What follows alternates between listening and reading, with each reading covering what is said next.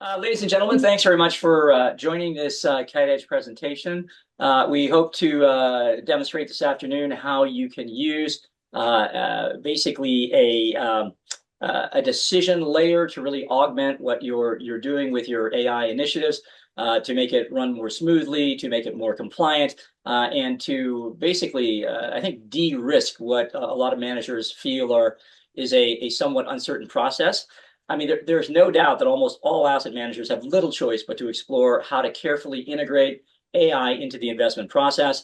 And I think for most managers, the risks of exposing the investment process to this feel slightly scarier than having an AI chatbot or having the AI do fun fact sheets. It's because obviously the investment process is the USP.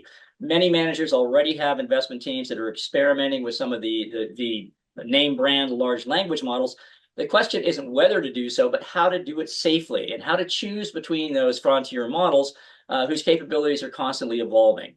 The barrier is not the capability of the systems. I think that's pretty much beyond debate. But what we've recently seen from fund selectors and consultants like Mercer, Morningstar, and Willis Towers Watson is the big barrier to adoption is governance and control and oversight gaps. And this is what we're seeking to solve with this conversation today. Governance is critical as the EU AI Act that is going to touch any manager of the EU client starts in August. Michael Borelli is here with us, who's going to speak about that in more detail later. But this creates a tension between the pressure to integrate AI into the investment process and the requirement to demonstrate control when the technology is evolving rapidly. The question is to how to experiment safely without making immediate commitments to a single LLM when the technology is evolving. James, you can put up the next slide, please. Sorry, the next slide, actually. This comes against the backdrop of changing research regulation in Europe. The pink lines are the decline in research spending by P&L managers as a result of MiFID II. And that has created a very significant information asymmetry with US managers who continue to fund research via asset owners, as they always have done. So this information gap was viewed as enough of a risk for European governments and regulators to want to change the rules to make it easier to bridge this gap.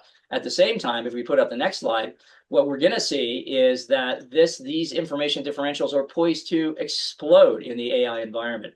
So one of the things that P&L managers have to think about is not only, do I want to have sustainable research budgets, but if I don't level this playing field, my information asymmetry may increase.